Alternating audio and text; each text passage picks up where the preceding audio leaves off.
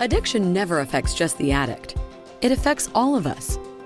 Recovering from addiction and alcoholism is also a life-changing battle for families dealing with a loved one's addiction. Numerous programs support addicts as they reclaim their lives, while their families face their own challenges without the same guidance. You're listening to Voices in Courage with K.L. Wells, where we transform the lives of the families and loved ones of addicts and alcoholics from surviving to thriving in the midst of chaos. Tune in as we highlight vulnerable stories of families who have addicted relatives and friends and learn how they have dealt with the challenges of isolation, desperation, and shame. If you are seeking ways to live your best life, then we welcome you into this safe space. Be a part of change today with your host, K.L. Wells.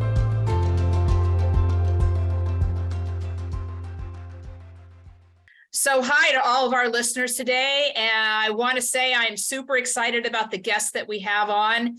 She is a brilliant writer, and her memoir just so captured and spoke to me when I read it. So I had to have her on because I believe that her message is poignant and very much a sign of the times. And it is time for us to shatter the silence surrounding addiction and alcoholism.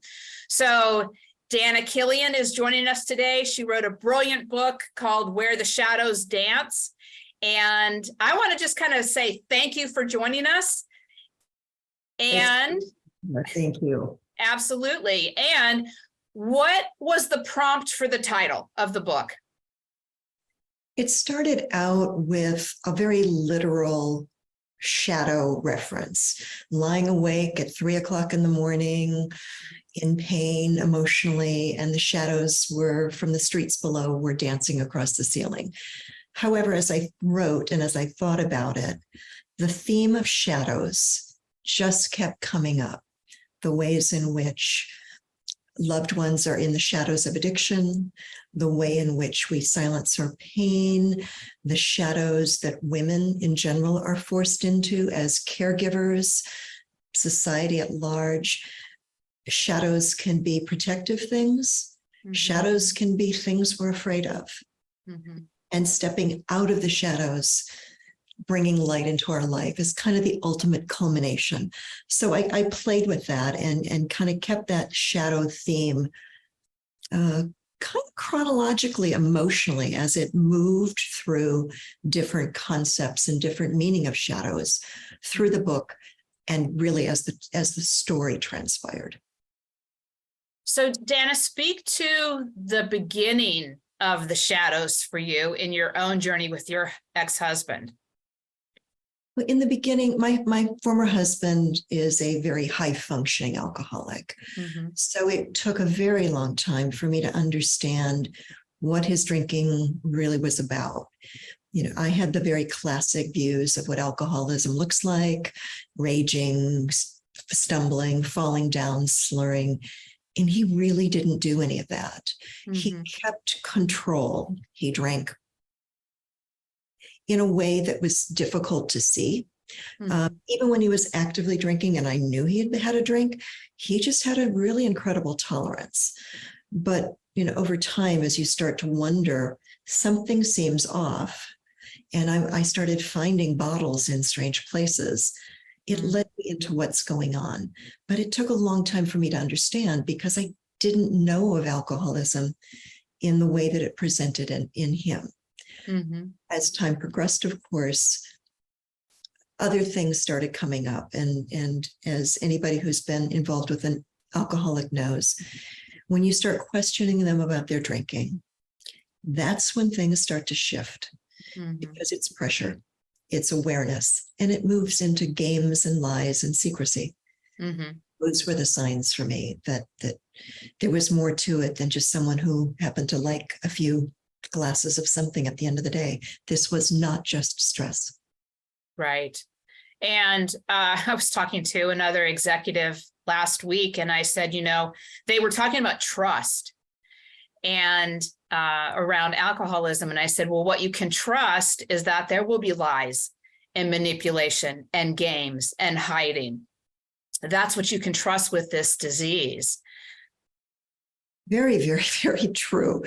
And I think that I've been asked before, how do you know? What's the difference between somebody who just drinks more than you do and somebody who really has a problem? And I would say that the clear delineator is if you have to lie about the drinking, if you are smelling the booze, seeing the glassy eyes, and he's saying to you, no, I'm not, that is a sign. And I really wish I had known much earlier how far that the lying would go, how pervasive this was in the disease. And I didn't really understand for a very long time how big of a problem the lying was, and how much it had consumed his life and our life. Because he was very good at it by the time I was in his life. Well, and it sounds like you got quite a ways into your marriage and having children before kind of the nagging pieces to this started to show itself for you. Yeah, I think that is true. I had always been around people that drank. That was the culture I grew up in northern Wisconsin, beer at almost every meal. But a heavy drinker is not the same as an addict, is not the same. Drinking is not the same as a need for drink. Right. So yeah, it took a long time for me to really understand his drinking was problem drinking. In each occurrence where I would have to question, what's going on here? He always said the right things. He always did the right things. Yeah, I'll cut back. And he would cut back. And it could be months before I would have any awareness that he was in fact drinking again. But as we've just briefly talked about, sooner or later, the lies come into the picture. And those are the indication of this is not just a heavy drinker. This is someone who has to hide what he's doing. And he's hiding what he's doing for a reason. Yeah. And so when was kind of the shift for you? Because we tend to focus on the addict or the alcoholic. And that's why Voices Encourage was born. That's out of my journey was, where were the resources for me as a loved one? And so you speak very eloquently through the shadows of your journey around the price of silence. And because it's so pervasive, I want you to speak to that from your perspective. I think originally I was silent out of marital loyalty. Going to your girlfriends, your sister, and saying, God, what's going on? And being in that, what seemed almost nitpicky, whiny place, didn't feel like marital loyalty. I knew enough about his ego to know that he would not take it well if I spoke about these things that I was concerned about. I also thought that I was protecting my family. I think, though, and that's all pretty common, there's something about addiction that puts all of the focus on everybody else, not us as the loved ones. Right. We're on the sidelines, even in the attempts to speak with professionals about trying to figure out how I could help him. I always assumed it was me. I'm just not saying it right. I haven't found the right words. And so the silence just kind of continues. And as the addiction ramps up, we as loved ones understand that chaos is starting to happen around us. Right. We are taking care of our families. I've got to worry about, is he driving drunk? Are my kids going to be in the car? What am I going to come home to? What condition is he going to be in? There's this constant focus on everyone else but us. And I think I didn't really understand how that frog in a pot that's starting to boil was happening for me for a very, very, very, very long time. And by the time you're so deeply into it, you don't even know how to get out of that. I didn't. I didn't know how to get out of that silence because it had been years and years and years. Where do I start? Right. Who's safe to speak to? I attempted to speak with a therapist at one point who said, gosh, I don't know how to help you. I work with addicts. That was my very first conversation with anybody in the addiction space. Mm-hmm. Obviously, there are resources, there are support groups for those of us that are on sidelines. And I did some of that as well. But it seemed almost to me to reinforce the silence in that here's a group of people that are safe to talk about my experience, but it's not real. These are not real relationships. Mm-hmm. These are relationships where I go and I can vent and I can download with people who understand what I'm going through. Mm-hmm. But I'm supposed to do that for years and nothing's getting fixed. Mm-hmm. Mm-hmm. I haven't told the people closest to me. Right. So it's a disconnect. It's as the addict is compartmentalizing their drinking and their life, I found myself, looking back on it, I was compartmentalizing my life as well. I didn't realize it at the time. Mm-hmm. But here's this place where I can be a little bit open about what I'm experiencing, but it's not really helping me get anywhere. And I can't be bold and open about the silence without risking my marriage. And oh, by the way, if I'm risking my marriage, what happens to him? Mm-hmm. Mm-hmm. I took on that responsibility, thinking it was my job to fix him. Right. I'm the one that cares the most. Mm-hmm. I'm the one that he should listen to the most. I'm the one with the most to lose if he crashes the car. Mm-hmm. And so that it just all reinforces the silence that we somehow unintentionally think we're supposed to take on. And we're just too close to it. I was too close to it. I was so deep in it. I just couldn't see for the longest time that by being silent, I wasn't really helping him. And I certainly wasn't helping myself. Mm-hmm. Well, my experience is that in a lot of marriages in particular, that whoever the alcoholic is, whether it's the woman or the man, doesn't want anybody to know.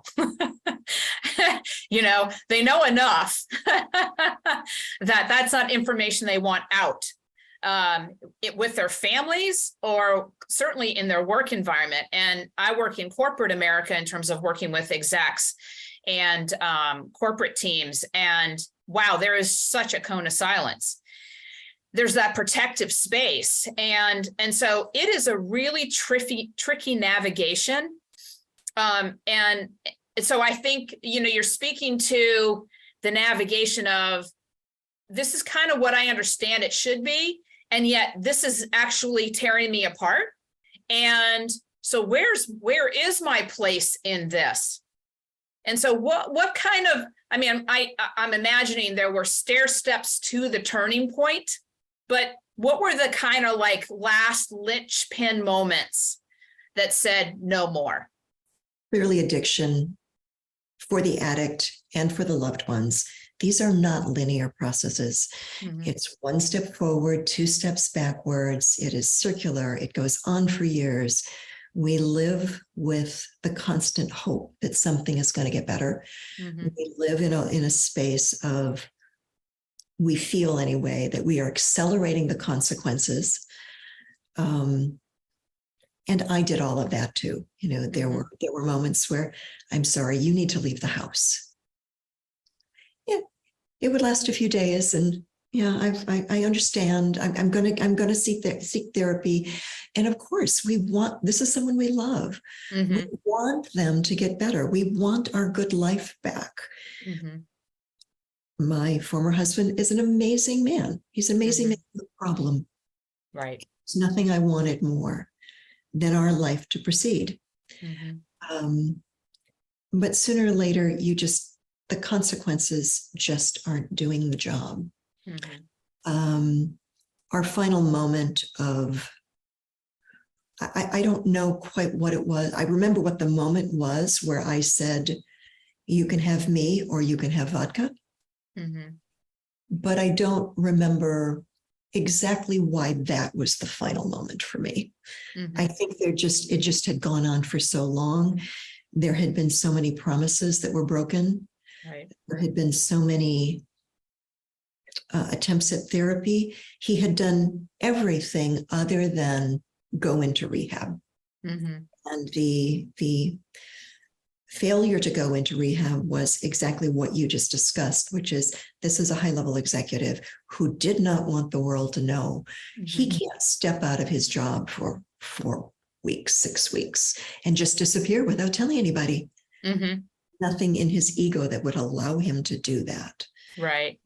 But I did finally have to I personally got to that point where I had to say to you, we had a 3-week separation. Mm-hmm. And you can have me or you can have vodka. Mm-hmm. Make a choice, because I've Mm-hmm. had as much as I could take. Mm-hmm. Now, this was 2 decades into the marriage also. Mm-hmm. Plays out back and forth for years. And it's part of what we beat ourselves up about. Mm-hmm. Mm-hmm. Yeah. So I want to come back to kind of the forgiveness part in a little bit. Don't let me get off without doing that. Okay. But I do want to say it's so insidious because it's just a slow kind of shredding of our lives, our souls, our being. And there are these moments where we kind of go, oh yeah, that's what's happening. And then we just kind of keep on. And there's tremendous hope. And there are the moments that you spoke to of, moving out for a few days, trying therapist, blah, blah, blah. And honestly, Dana, I think what you have done is atypical in the scheme of things. The longevity of the time that you had the experience with your ex-husband to step away and choose you. I think it's a function of so many things. One, I adored this man. Mm-hmm. I still think he's an amazing man, regardless of the awful things that transpired and the things that I learned about. And I had the hardest time giving up on him and giving up on us. Mm-hmm. And it just took me so long. I think I had to actually be out of the relationship a bit for me to an emotional distance, I guess, is the way to think about it. Yeah. In the throes of all that love, I couldn't walk away. And I was too enmeshed in it to really see how it was affecting me. And sooner or later, you got to realize loving this man, trying to save this man is killing you. Yes. And sooner or later, you have to make the choice. He's going to go down. Are you going down with him? And that takes a certain distance that I didn't have for the longest time. Right. I call it my love bubble. That's great. Well, I think it was also a function of our life, even though he's certainly an alcoholic, our life was not chaotic.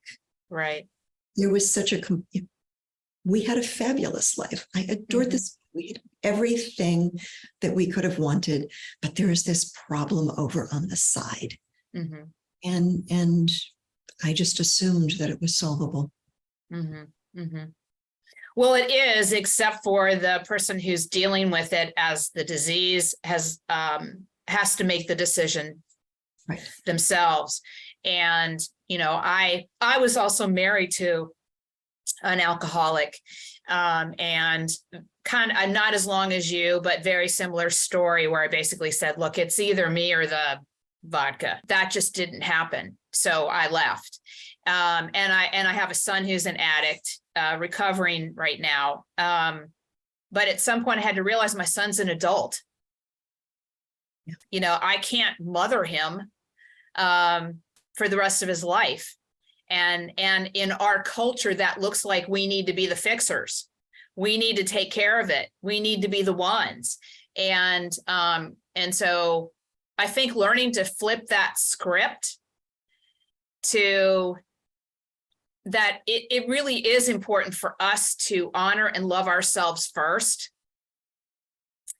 and teach, my son in particular, this is his journey now. Like your ex-husband's, it's his journey now. It's his to do. And so I'm almost compelled to ask, I can speak for myself, but what are the gifts and lessons that you've gleaned for yourself personally in the course of this journey? I think that probably one of the most important things is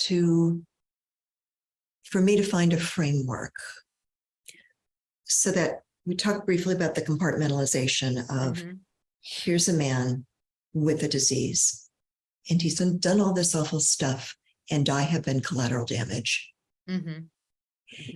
And I knew eventually that I had a choice to either live with the victimhood, feeling that I was forever broken because of the experience, or I could say, wait a minute, I get to choose. I don't have to stay broken. I don't have to let his illness become an illness in me. Right.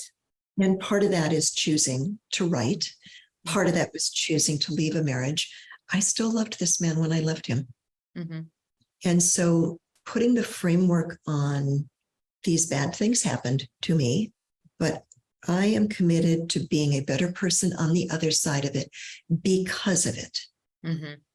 What have I learned? How can I put a framework to it? How can I find compassion for him and mostly for myself?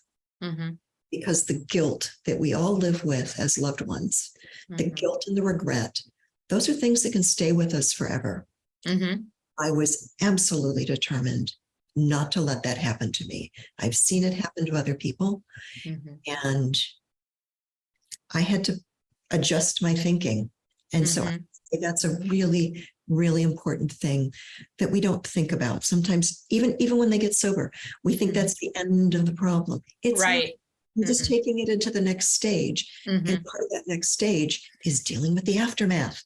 And that aftermath is the collateral damage and the emotional problems that were present that caused addiction to develop, and the emotional problems that are part of you now. We're not just fixed because he's sober. Right. We're not fixed because he's out of our life.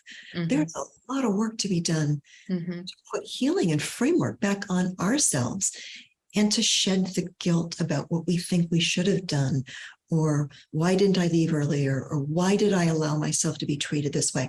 All of this negative self-talk that we've done. We have to find ways to shed that and to put perspective and get something good out of it. And so was the writing your way of shedding it?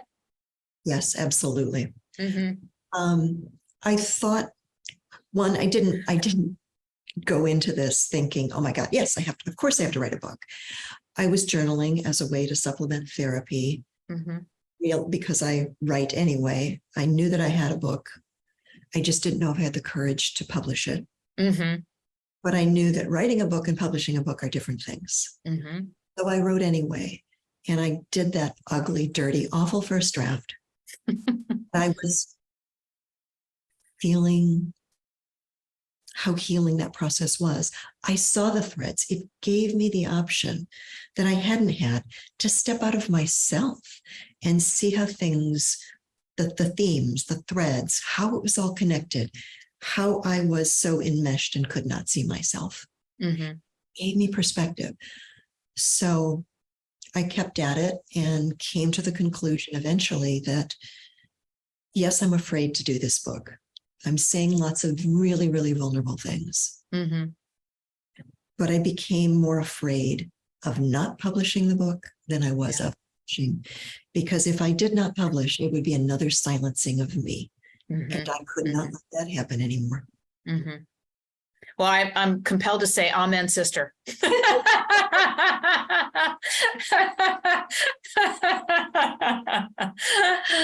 I think I run into the silence all the time, and the shame and the stigma and the guilt. It absolutely is time to shatter it. And I think your book is a brilliant stamp in the movement in that direction. And it takes so much courage to do these things. And I'm very proud of you, for exercising your courage and taking your power back and shattering the silence. What I was hoping as I was preparing the manuscript and getting to that stage of moving into publication, that if I could find my voice, I could help others find their voices too. Mm-hmm. Because we know the silence eventually becomes corrosive silence. Mm-hmm. And the only way to heal is to break your silence. It doesn't have to be by writing a book. Mm-hmm. We can't heal, in my opinion, if we stay silent about all of these things that were happening in our lives. Mm-hmm. We have to tell somebody. We have to get it out of our heads and out of our hearts in order to heal. Yeah. Well, I think just by staying silent, it means that we're ashamed to tell our story. And that shame and silence I think it kills us. I think it erodes us from the inside out. And in some respects, we are a shadow of ourselves. Well said. When we've lived through an addictive relationship, we understand that the addict has a hole inside of them emotionally. Mm-hmm. Our presence, if we are not really focused and really careful, we become damaged the same way they are. Mm-hmm. It's a contagious process.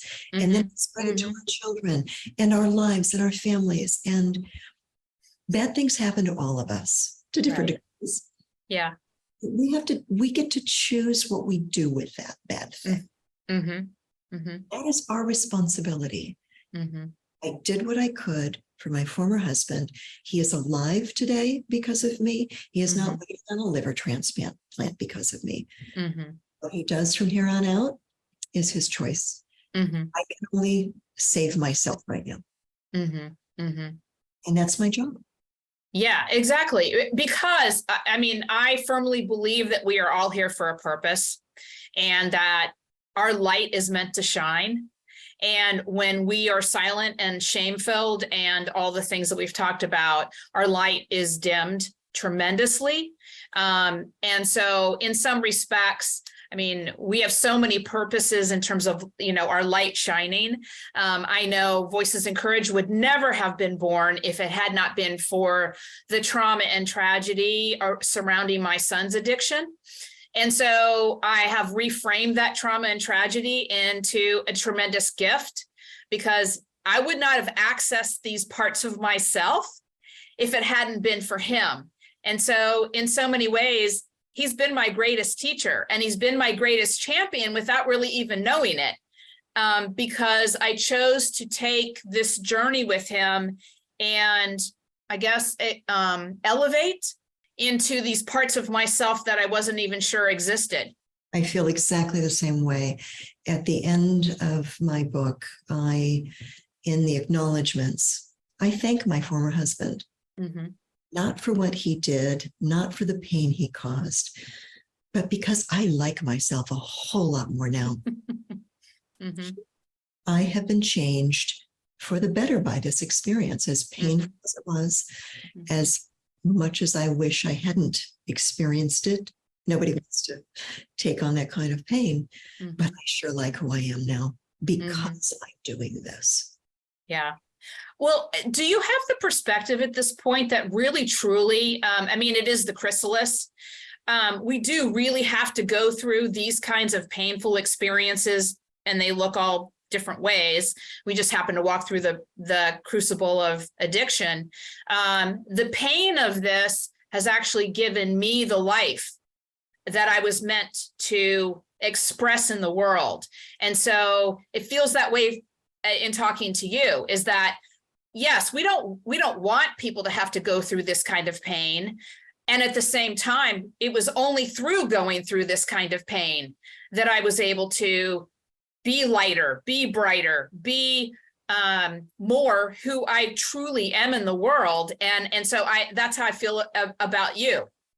I feel exactly the same way. I have changed so much because of the experience, but more importantly, because of what I did with the experience, just as you are, by taking something that was traumatic and saying, no, I'm gonna use this.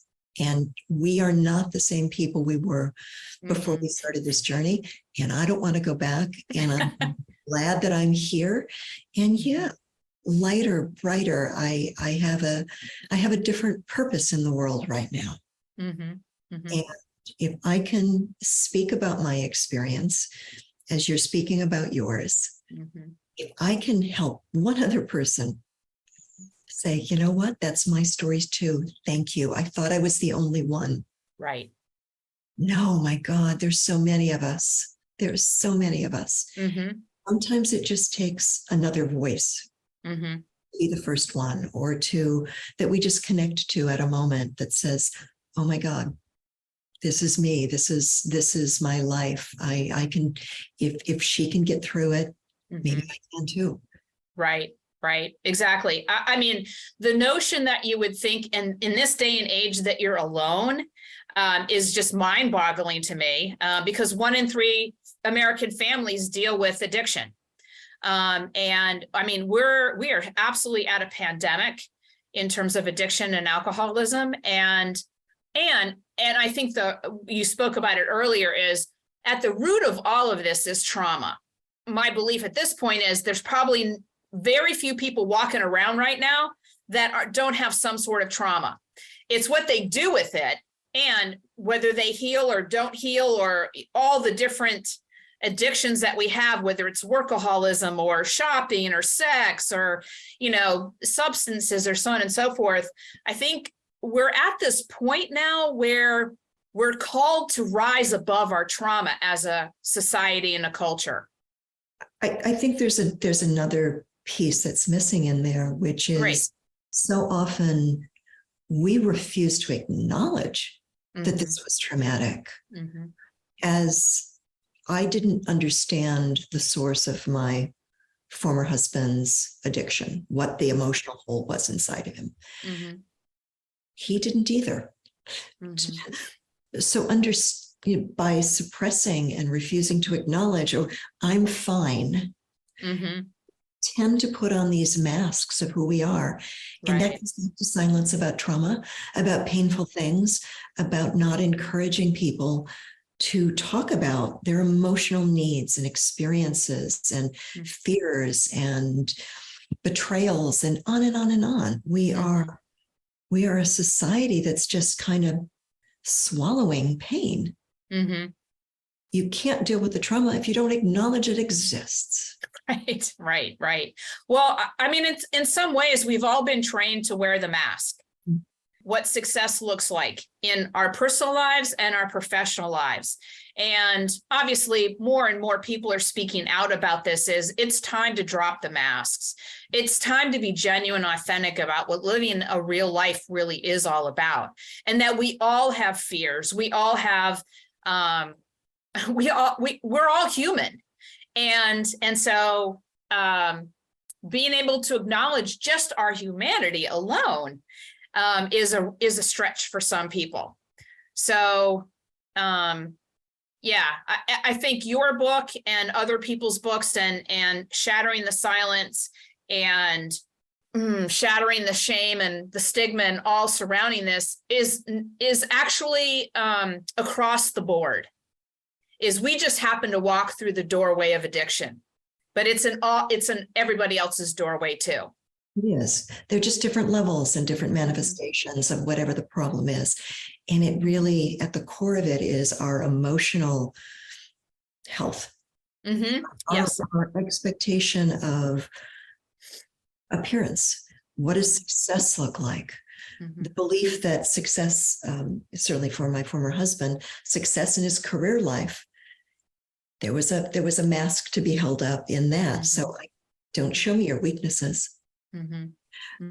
This idea that you have these things are flaws, when in fact there is so much strength in facing and dealing and talking about this stuff.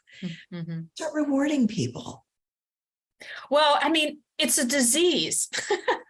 It's recognized as a disease, and yet we still criminalize it. So we have these two almost bifurcated ways of approaching this, which leads us to these really screwed up ways of thinking about it and dealing with it ourselves. And so I do want to have you speak to, you had this dual thing going on with your dad too, which was revelatory in so many ways in terms of, I think, women's journeys in the world, where it's like, okay, I'm not taking care of another man. And just this notion of us as caretakers. And so if you would just speak to that too. So a little bit backstory is that as I left my marriage and we were in this process of separation and divorce proceedings, I got a call from my father asking me to care for him. Elderly, living in northern Wisconsin. I was in Florida. I had no interest in going to northern Wisconsin, but knowing the man as I knew the man, the fact that he asked at all told me how bad things were for him. He's was a John Wayne generation guy. Right. Men don't ask for help. So of course I did. And I spent about 6 months at the end of his life caring for him in northern Wisconsin. And he was developing some of these qualities. He had started drinking heavily. He was showing a lot of really misogynistic behaviors, yet resistant to planning for that stage of his life, resistant to taking any initiative. Always, I'll figure it out. And so we were in this dance of the child is becoming the parent, yet here I am, just leaving a traumatic marriage, not knowing what my future is, living in a home that's not mine, not knowing what my timeline is going to be, living in a part of the country that I did not want to be in and had no longer had connection to. So I'm in this really emotionally tumultuous place of more uncertainty than anything else. Of course, I was going to do it. But there were so many parallels between caring for a man with an addiction and an elderly, stubborn man who needed care but did not want it. It was a surreal time in my life. This is what women do. We are the caregivers in family and in society. Of course, we do it. And there's something in that process that is necessary and healing for us too. It gave me transition time, even though I was miserable, but it gave me transition time to process so many different emotions about what I wanted and try to come to grips with how to think about what was the next stage for me, because I didn't have any restrictions on where I went or how I lived or any of those things. Yeah. I could go where I wanted, and I didn't know what that was. And I mean, in retrospect, do you think that you kind of needed these twin pillars to, I guess, catapult you into this new space? I didn't look at it that way at the time, but I think you're probably right that what caring for my father allowed me to do was ease into finding a voice of my own. I'd been the kid. I had lived at home for many, many, many years. And having to transition from a marriage to with and they had some similar personalities. It gave me some time to navigate finding my voice, to find additional perspective on the emotional components of caring for both men in different ways, and to kind of shed maybe some of the resentment of caring for an alcoholic husband, and try not to transfer that to any resentment of caring for a man who is also becoming helpless, but in a different way. So it helped me again with the framework of one man with with needs into a different man with needs, as I found my own voice, because I had to do some things, but there's a different kind of emotional connection there. Yeah. Well, obviously, I love the fact that you're speaking to finding your voice. And I think about us finding our voice is also an expression of our power. And I think that is, in some respects, the journey of a lot of women, is to find our own power, find our own voice, express, and stand in the truth of what this is for us.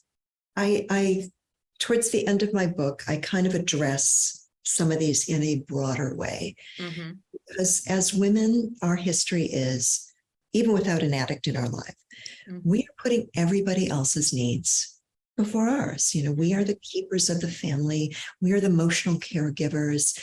We keep life running for everybody else. And like most of us, I had that sense of, someday it's my turn. And even if it's not an addict, we get to that point in our life where the kids are gone and maybe the parents are gone, and we wake up and say, okay, now it's my turn. I'm a grown-up woman. I've wanted to do all these things, and I'm going to do them. And we may or may not have partners with us that encourage that behavior. Right. But if we're smart, if we are really reflecting on ourselves, we are reclaiming something that we have set aside. And I believe that all women face that. Not all women act on it. Correct. But there's something really powerful about being in the middle stage of your life and knowing that you don't have these same obligations anymore. I get to choose, because I got a long life ahead of me, with or without a partner. Whatever my kids do, they're out of the house. That is their life. What do I want now? Right. And that's really a wonderful place to be. If we take advantage of it. Right. To claim it as our own. Yes. And so how are you answering that question for yourself now? That's a really interesting question, because so much of writing my book and then moving into the publishing stage and now into media publicity, and the book has been out 6 weeks at this point. So my time and my energies have really been focused on this book and this book for a very long time. And I'm just recently kind of waking up to, all right, what now? The book is written. I'm still doing media things, but what's next for me? And I'm uncertain. I'm really enjoying this kind of conversation. Great. It is so important. I am finding such tremendous healing and gratitude for the people who have reached out to me and said, I've read your book and it has helped me. It is just such an overwhelming, oh my God, beyond anything I imagined. So how do I continue, not just for my own personal, hey, I feel good because I've done this. How can I continue to share this message? How can I continue to help other people, largely women, find their voices? How can I be an example? How can I be a catalyst for someone else to take steps. So I just need to find ways to keep talking and continue to write articles, do interviews, think about whether there's another book on this subject in me or not. I don't know. So I'm still figuring that out, but it's kind of, your question is coming at an interesting time. Great. What's next? Yeah. And I mean, I think, it's the unfolding of life. And what we think we know today is not what we think we're going to know a year to 5 years from now, 10 years from now, so on and so forth, if we keep picking up the puzzle pieces, so to speak. And I mean, I love this puzzle piece that you have laid down for all of us to read and hopefully to find our own voices and our own courage through your story.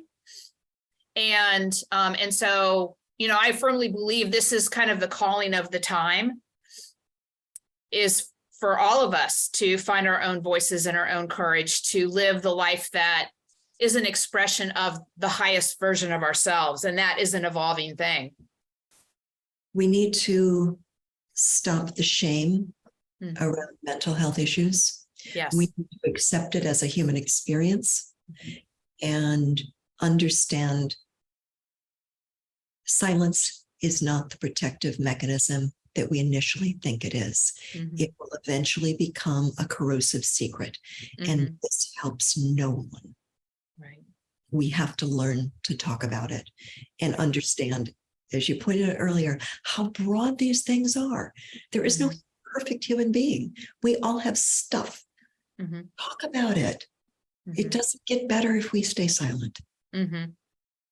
Well, I wrote a little book called The 5 Acts of Courage, and the third act is community.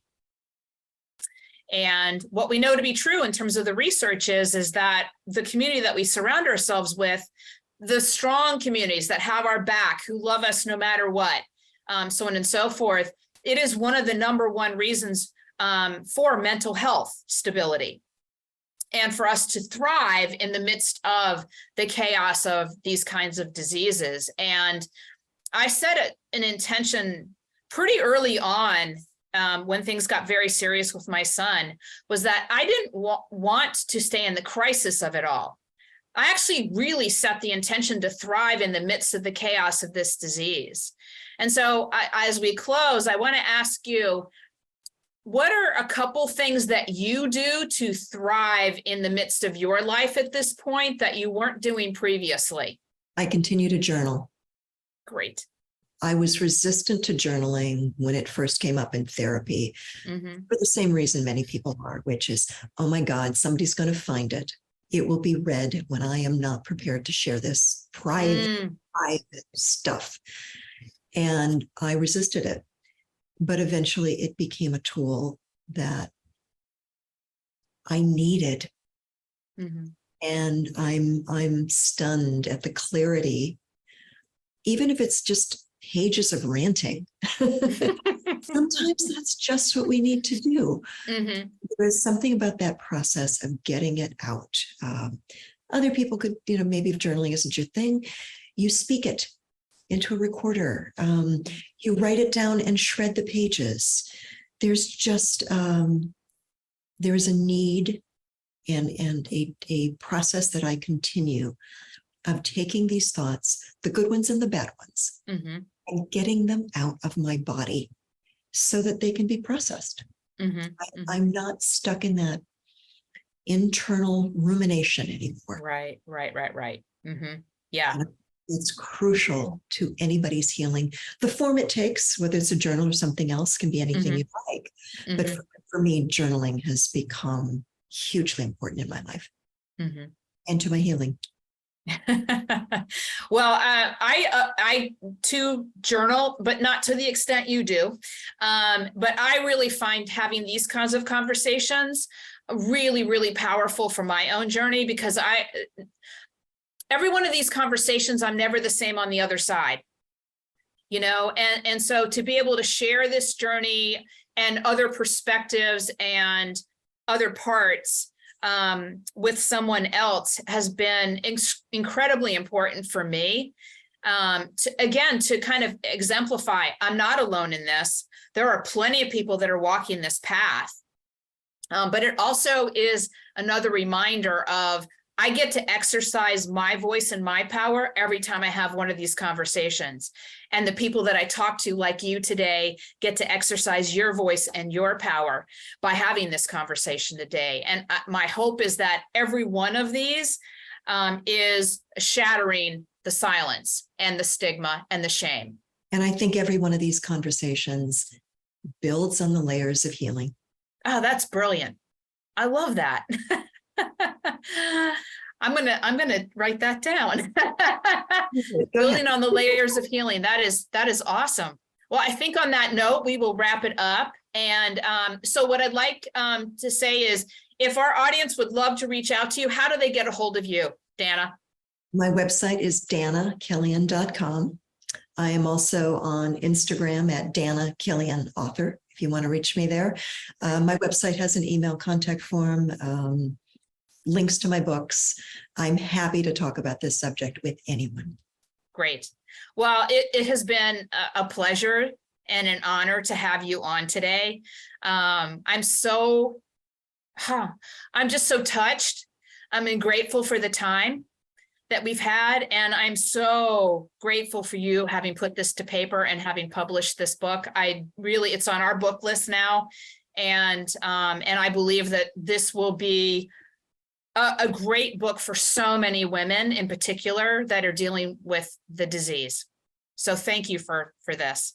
Completely my pleasure. Thank you for doing the work that you do.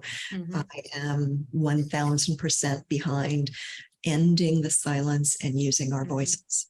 We need to do this, every one of us, with or without addiction in our lives.